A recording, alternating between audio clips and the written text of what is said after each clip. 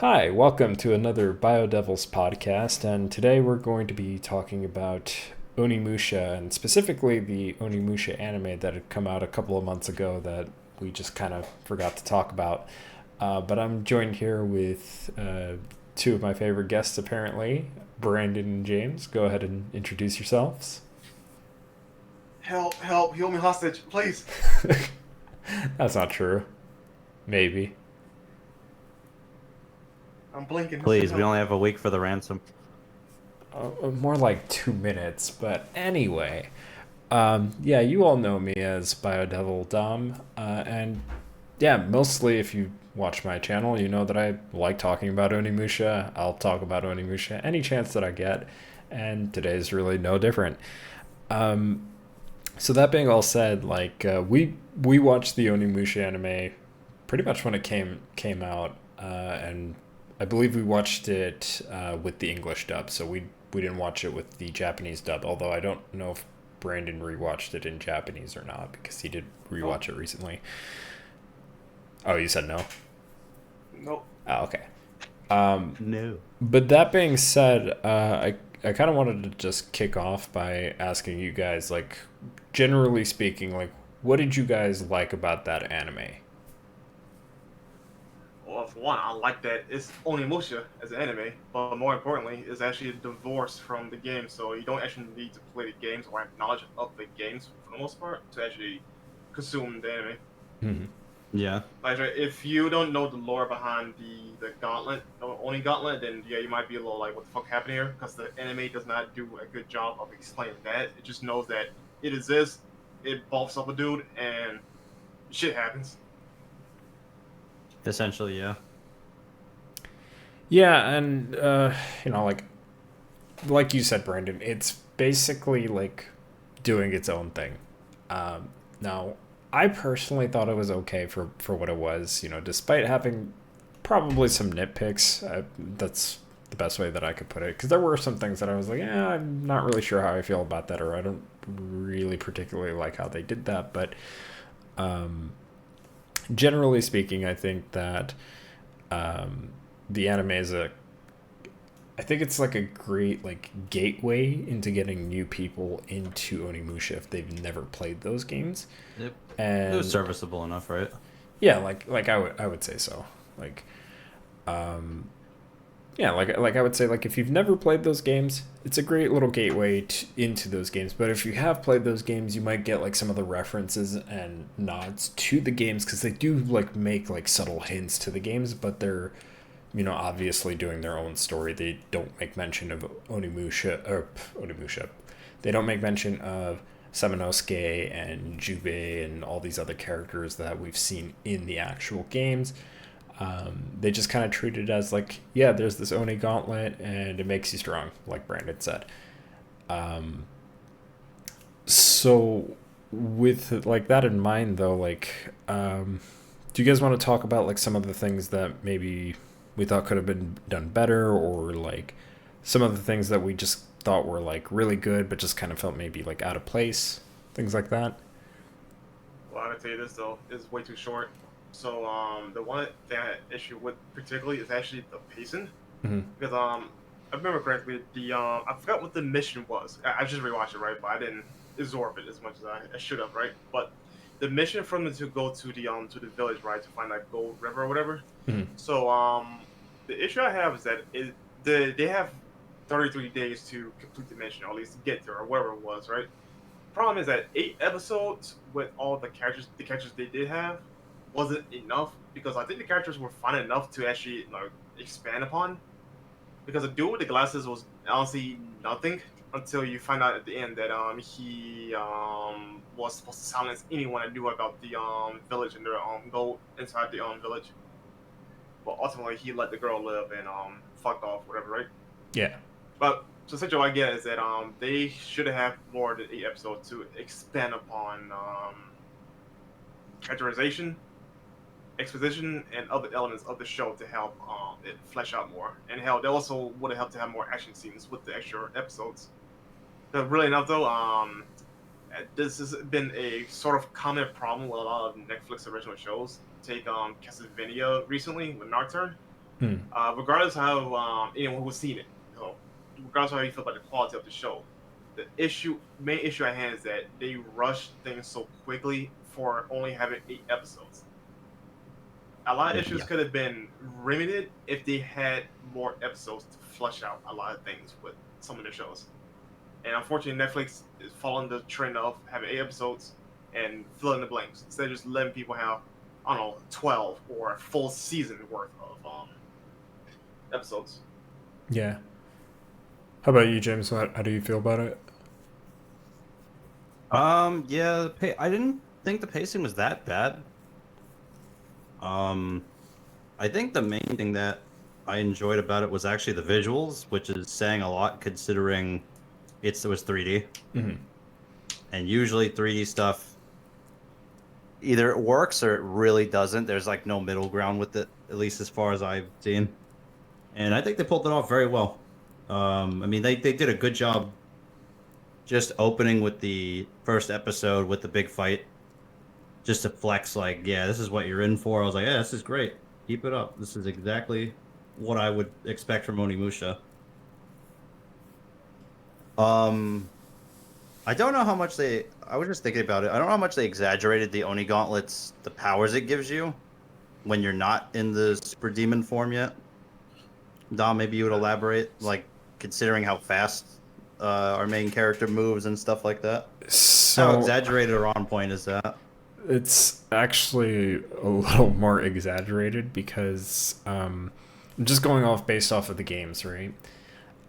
So like any of the novels and stuff, I'm not really too familiar with, but just the games, like per se, like canonically speaking, it is just their own like physical strength. It's nothing is being enhanced until they like literally transform into their Oni form. And mind you, there's like two different states of that form, and they've only ever shown the one.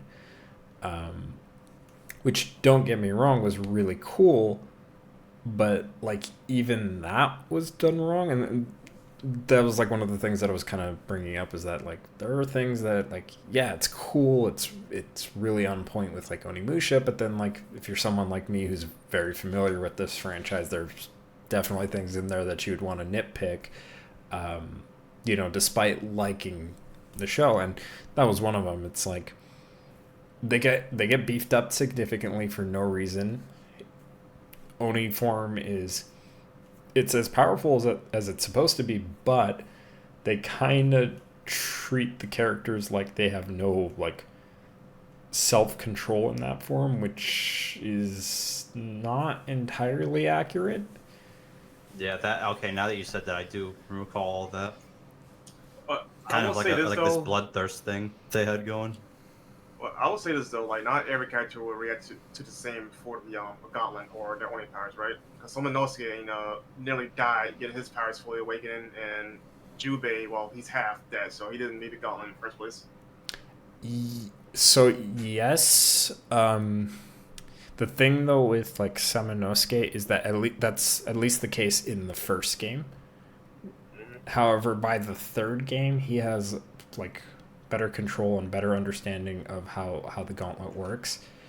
Um, that being said, like there was nothing in the lore where it was saying like, oh, like he had to take it off, he could only have it out like out of a like special contained box for basically 33 days, right? Um, he just always had it on him and just kept using it as he was fighting.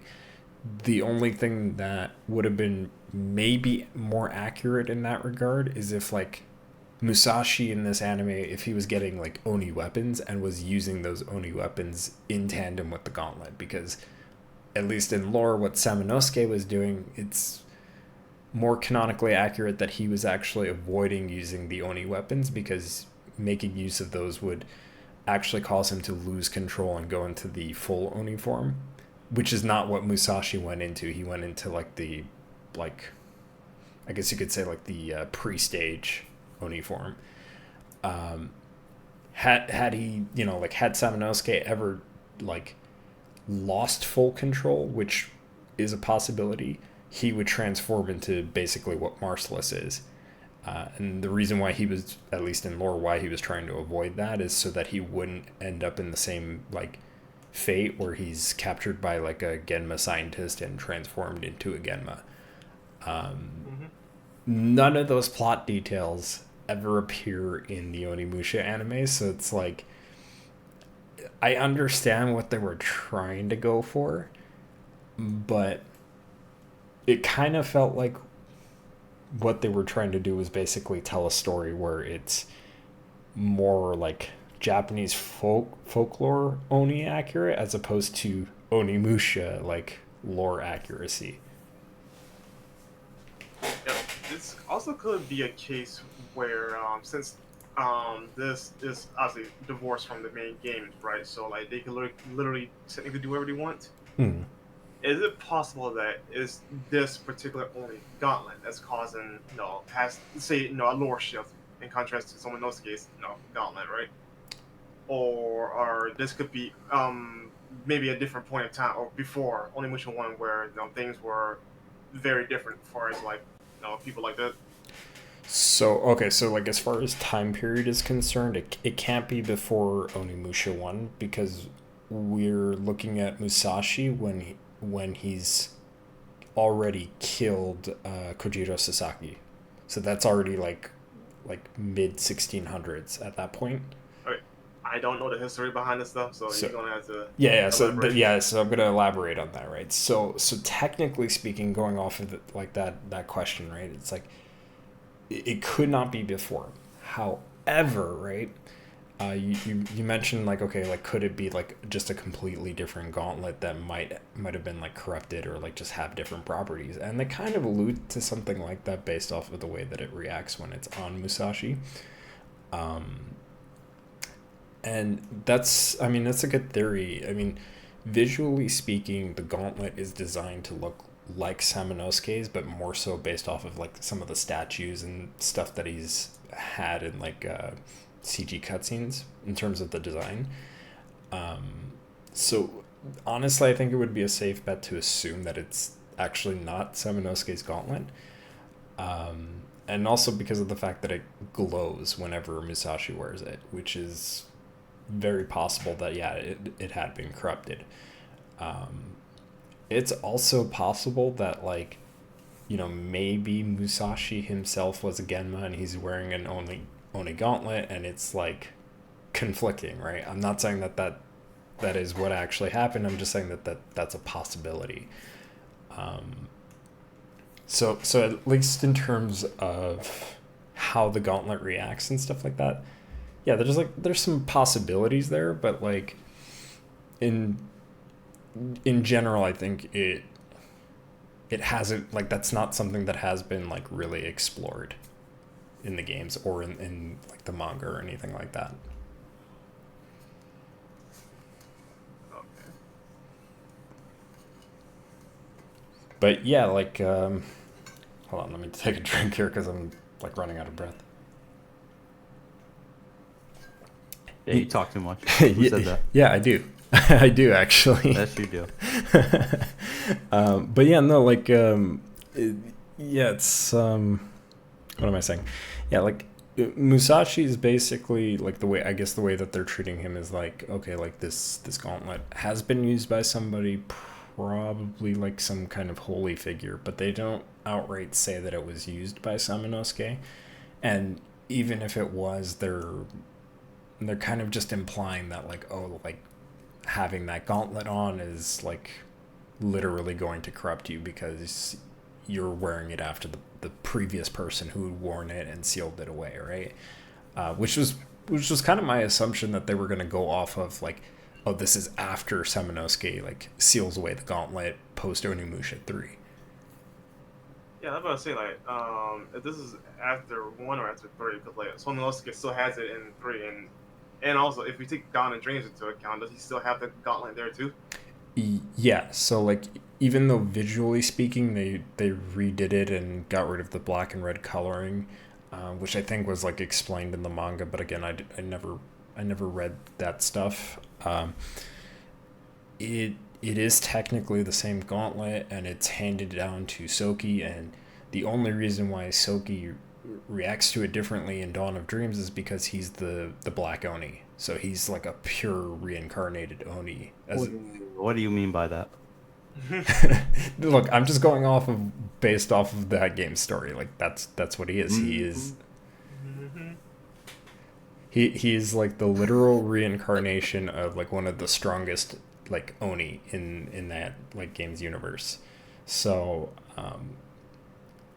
so for just going off of the logic, right? It's like even another character wearing another person's gauntlet shouldn't impact how they react, because that's the only time that we've ever seen it.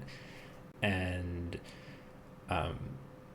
just going off of that logic, because they were Oni, that's how they reacted. And it's possible that like another character could react a different way, but like unless they say otherwise or show that otherwise in a game or like official content made strictly by Capcom, we're gonna just kind of have to take like what they showed off, at least in this anime, at like face value, because it's, at the end of the day, it's its own story.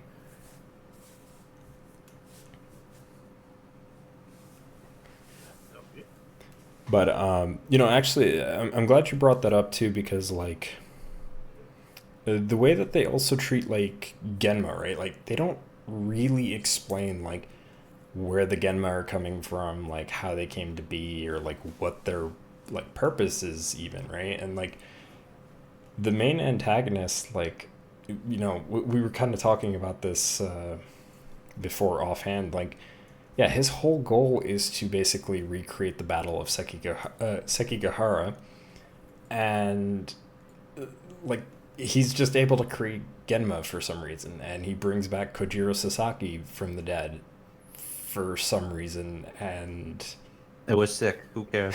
Like the fight was sick, right? But they don't explain at all how that works. Nor did he require one.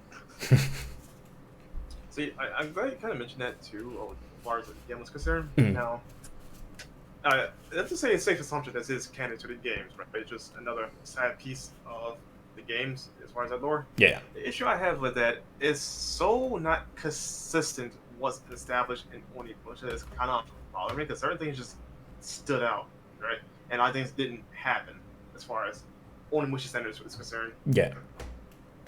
Like the particular amount of demons, you don't see a lot of variety of demons compared to 1, 2, and 3, or Dawn of Dreams, whatever the games, right? Yeah. And you don't see other weapons. And how did it go about the explanation of certain things, like you just mentioned just now with the Gemma? Like it's just, looking at it as when playing the games, I caught some things like some things just doesn't work out or make any sense. Yeah. When and that's kind of what I was talking about earlier. Like if you're like me and you're really into these games, and like some of the history behind like the actual people and stuff like that, like there's a lot of weird things going on, and like you could really like have some things to nitpick about it. But like just at face value, it's go on. I was to say, as Steve Harvey would say, Nani. I think it's just a result of the pacing. Oh, shit. If you guys didn't already say it, I think the pacing just made it so we don't have time to explain some things, perhaps. But I don't think in this case, I don't think it's the pacing that's the issue. It's literally just the writing of it itself, not able to dictate the rules. Because like they could definitely explain X, Y, Z in a couple of sentences within the episodes they have, but they didn't. I also kind of brought this up in my trailer breakdown for it when they actually showed off the trailer, and like there were more screenshots available as well. Like Musashi's appearance in Onimusha is, at least in the Netflix series, is technically not the first time we've seen Onimusha or Musashi. This is how you know I'm like all over the place right now. He was actually first in Blade Warriors, and Blade Warriors is partial canon, so like you could chalk his appearance in that game as non-canon, really, because at that point he's already an adult, which doesn't really make sense or add up to the actual like timeline where that game fits in. So again, you could chalk up his appearance in that game as non-canon. And from what I understand, he also appears in the Dawn of Dreams anime, and he's a teenager, which that makes a little bit more sense. So the fact that he kind of he's already aware that like demons exist in the anime, kind of, but not really, and it's just kind of weird, like the way they wrote these characters when you start to like really think about it, if especially if you're like really into lore. And that's not to say that I dislike any of the characters. I actually really enjoy these characters. It's just that like if you go into this anime like thinking about it like you think about the games and the lore, it's kind of all over the place. Like, one of the things that I talked about in my trailer breakdown was, like, I mentioned, like, you know, wouldn't it be cool if, like, okay, like, Musashi's gonna get a bunch of different, like, Oni weapons, right? Like, I mentioned, like, it would be cool if, like, he got something like Tenso from Onimusha 3, the dual, light swords, right? And, you know, that would, like, explain, okay, like, since he already knows how to fight with two swords, like, that'd be great, because, you know, that's kind of his thing. And then they could have shown off some like new and original stuff. And one of the things that I kind of wish they would have done is like he would have been the first like character in the series to make his own like Bishaman weapon with the ore that he ends up fighting Kojiro with at the end of the anime, right? But they don't do that. He just tosses the gauntlet away and fights him, and then we don't even see the conclusion to that fight. Yeah, that part I felt a little blue balled on, not gonna lie. I agree. The fight itself was pretty cool. Now, granted, I wish it could have been a little bit better on terms of like just the rawness and maybe having a main character here, just using more only powers. Cause like he doesn't use any elemental powers or anything. Yeah, there's no elemental abilities, which kind of blows. And Do we even get the transforming sword stuff? No, right? No, he doesn't get any. He doesn't get any. That was a big orbs, L. yeah. Like, because I'm a fan of, what is it called, Enryu? yeah, The fire sword. And I love that thing. That was like one of my favorite designs in the first game. So I was like, damn, he could have like two elemental weapons, since he dual wields. He could have had both at once. He would have been the first, I believe. yeah. I mean, they could have done something different like that, or you know, like I said, they could have pulled in a weapon like Tenso from Onimusha 3, which it's dual swords, but they have light element, right? Or purifying light. And what's wrong? no, I don't know if you cut out or you said it on purpose, but it sounded like you said doodle swords. Oh no, I didn't try to cut out. I was saying dual swords. Dual swords, nah, that's a whole different thing. But yeah, like he has Panther those, martial right? arts.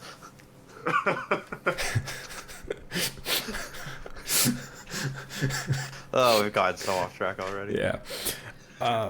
But like you get what I'm saying. Like he could have had like weapons like that, right? Like they could have had him using all of the weapons that Samanosuke was using, assuming that was Samanosuke's gauntlet, right? There's a lot of different things that they could have done with that, and I feel like there was a missed opportunity. Like, I think, Brandon, you brought this up earlier, because of how short the overall show is. Like, they could have, I think, done a better job at maybe setting up essentially for like a second season or something like that, and just having like the beginning of that story and just having him not use any of that until like maybe the very end, right? And that's not to say that, you know, again, for what we got, I didn't think it was bad. It just, if you changed a couple of things, it probably would have been perfect and more aligned with the games, and maybe you could have argued that it was canon. But given that it kind of isn't, or at least that's the way that it comes off as, it's kind of hard to say, right?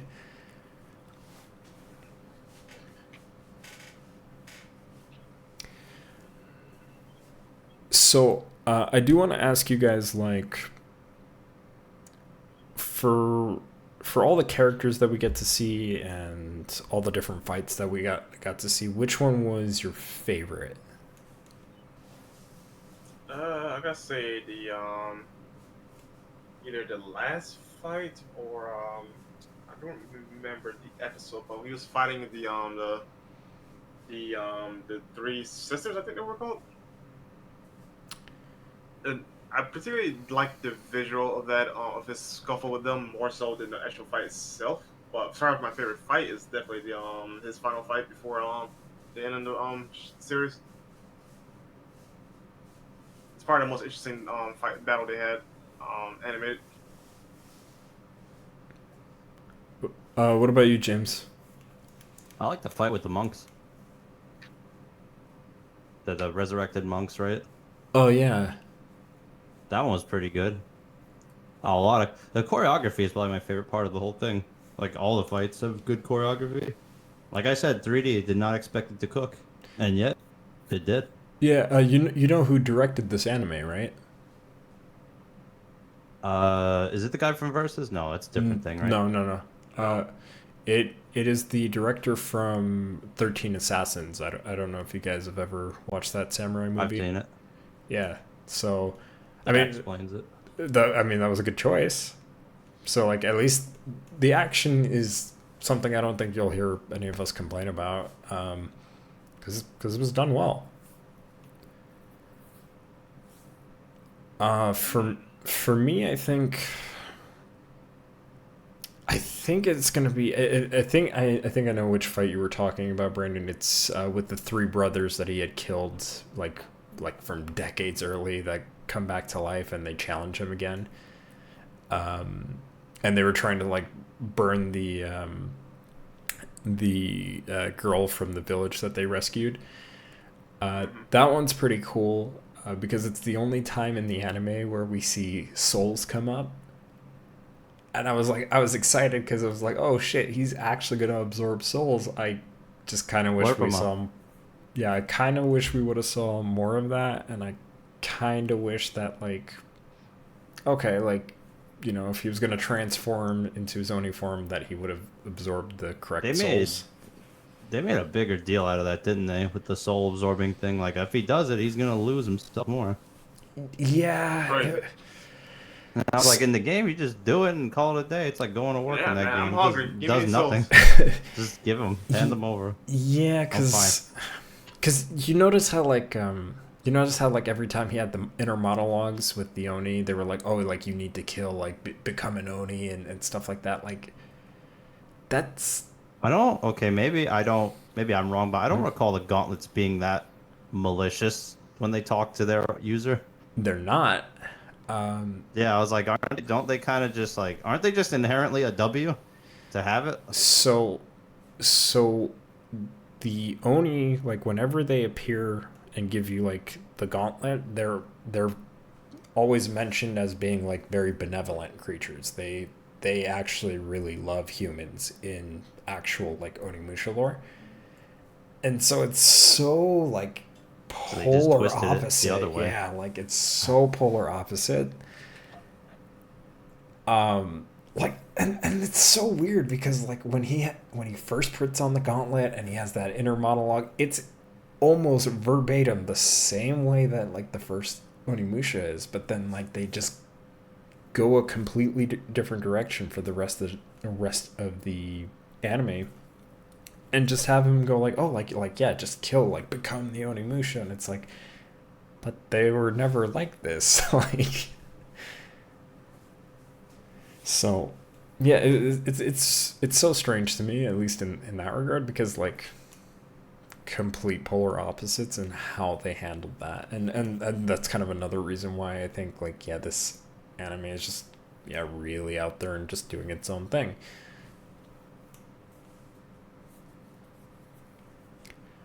But yeah, like I really like the soul absorbing after that fight. That I thought that was cool. It was kind of exciting to see. I was kind of hoping to see more of that, and I was hoping to see actual Oni weapons being used, but didn't get that.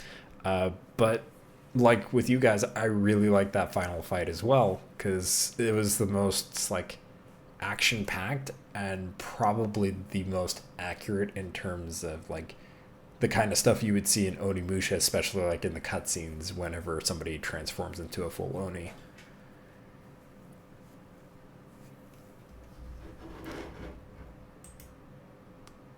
So, I want more. I would wonder if they'll do a second season. Probably not. It feels like a one-off, but I would do it. Could pick another character and maybe have more than 8 episodes. Maybe 10 or 12 would be nice. yeah, so, okay, so I'm going to play a little devil's advocate, right? I think that they could do a second season because the way that they end off the show, we don't see Musashi die, and it kind of implies that he just showed up, dropped it off, and, fucked off. Fucks off. so, Fuck off.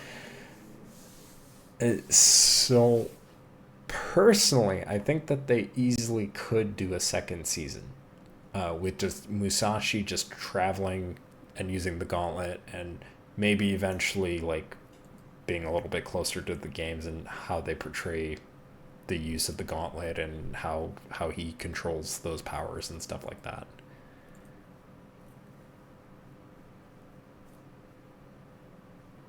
Now the question is like, if they were to do a second season, what would you want them to like really focus on or really change? Oh, I would like Yasuke. Oh, he'll no. I want them I to think we fully could do that. actually.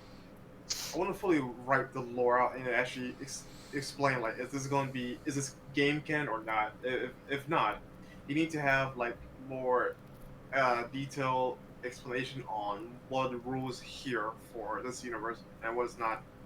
Because if it's game canon, then it conflicts heavily with the games. But if it's not, then this is a great way for them to make their own set of rules and actually explain it. That way, people will make assumptions about the rules here. Yeah, I agree. Because we have several to compare. Like I'm bringing up Sonic again. The show Sonic Prime, allegedly, apparently, the shit is game canon, but it conflicts heavily with the establishment. I don't want that for Onimusha, if you catch my drift. Yeah. And what were you gonna say, James? As long as it's done organically. I hate when it's like an explanation, but it's like so obviously for the audience type of thing. I'm like, yeah, you got to do it in a way that's clever or makes logical sense why they would be explaining something. You know what I think would be a good way to do it? If you're gonna make it non like game canon, but still maybe like introduce like characters from those games or like extended lore, right? Like have a character who has experience with using an only gauntlet come in and like explain what that does, how they can control those powers, and like almost kind of be like a mentor to Musashi in a way. Which I know is kind of weird. Because, yeah, like have Samanosuke appear as Tenkai. Why not? Yeah, right? I was gonna say, doesn't the gauntlet explain everything anyway? Usually.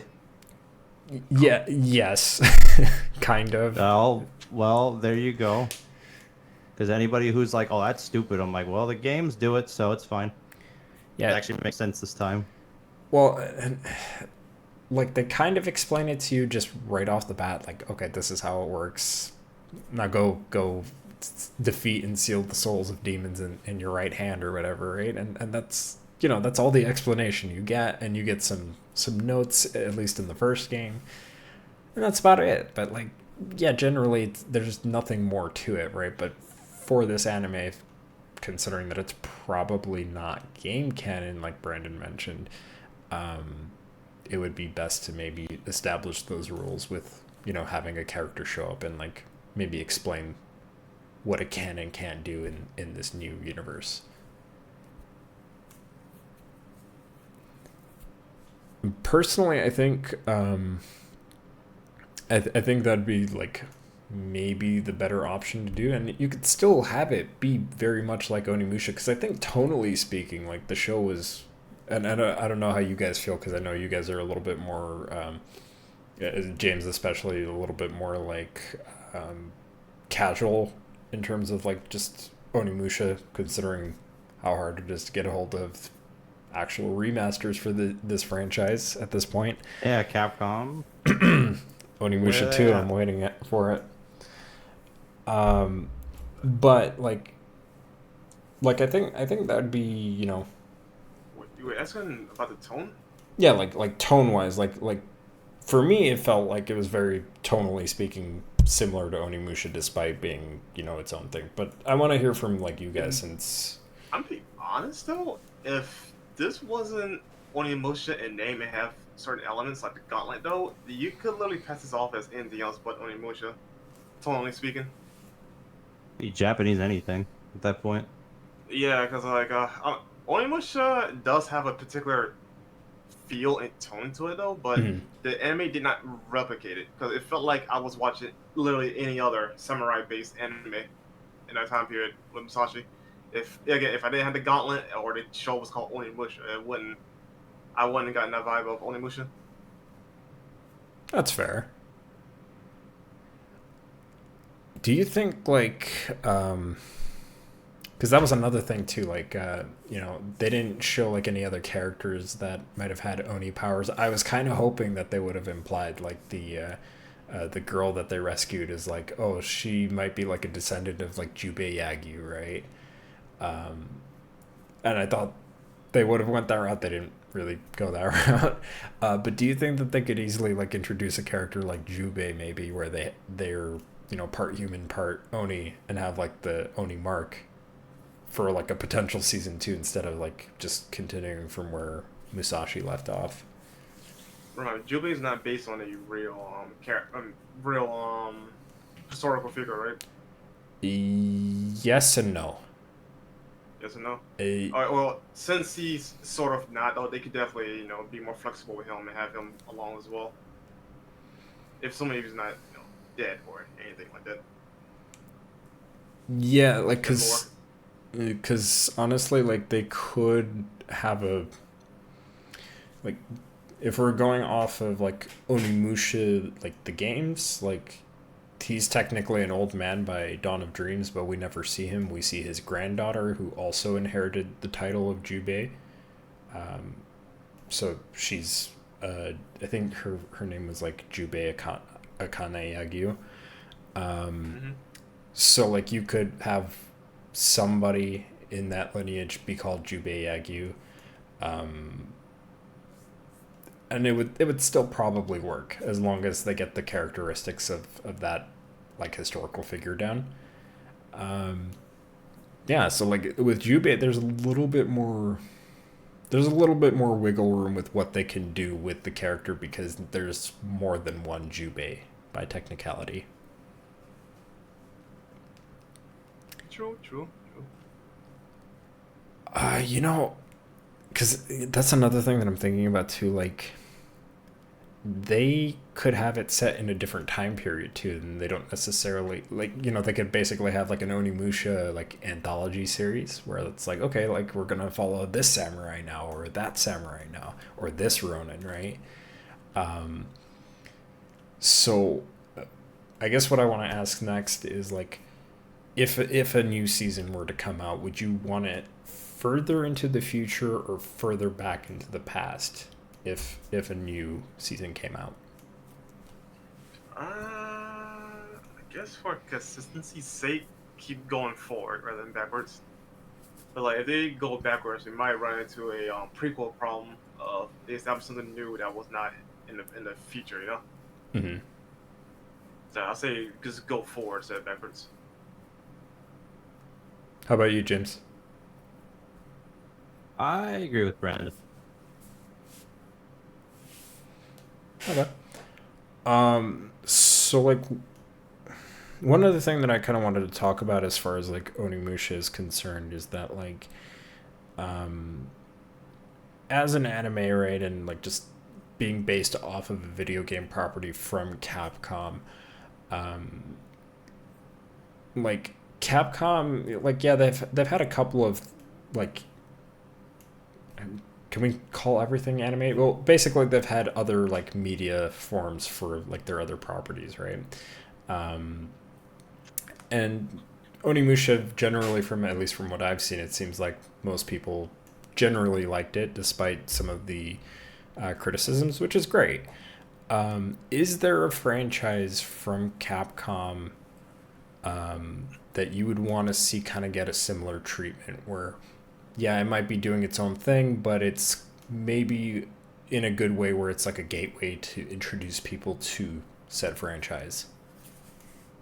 Okay, well, barring the latter half you just said, though, I want God Hand to get like an animation adaptation because like if you're not going to get a fucking game, might as well get a show out of it. I don't know why Capcom's scared of that franchise. It's a beat 'em up, bro. It's not rocket science. I mean, that game is rocket science. Apparently, Okay, mechanically, not getting clapped in that game is rocket science, but like designing, I can't be. I imagine because how poorly it sold the first time, they don't want to like dab into that franchise again. You can blame our best friends over at IGN currently trying to sabotage Resident Evil 5 before it even comes out. I was like, I don't think it's IGN's fault this time. It didn't help, but that game did not have a lot of good marketing, and it came out around the same time as Resident Evil 4 and Devil May Cry 3. So, like, they pretty much self-sabotaged themselves with that one. yeah. Well, timing and also negative reviews is what can hurt a game, right? Yeah, I think God Hand would be cool. What about you, James? Because I don't think you mentioned like what you'd want to see out of Capcom, like given that like Onimusha seems to have done well.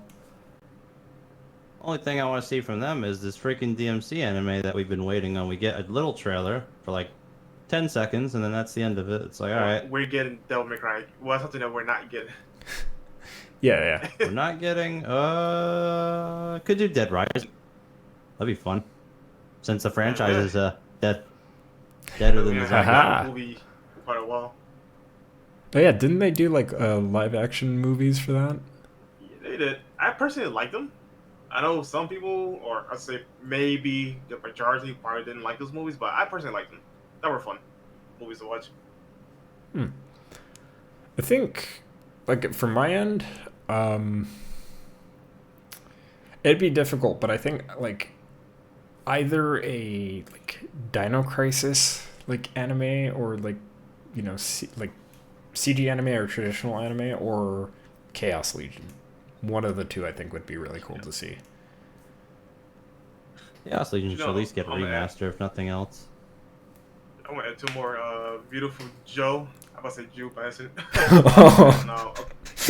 Okay. Beautiful Joe. Okay. Yeah, Okami would be cool though.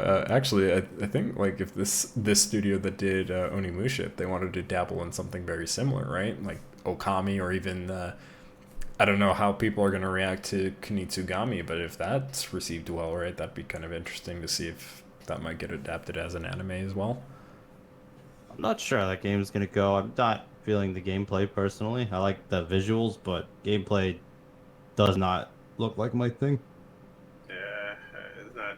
Nothing sold me on that game just yet, like at all. But we're not talking about that right now. Yeah. So,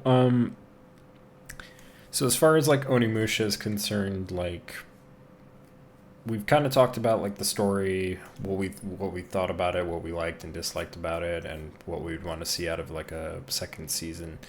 One last thing that I kind of want to talk about is, like as a hypothetical, if Capcom were to release a new Onimusha, not a remaster or a remake, but just a brand new Onimusha,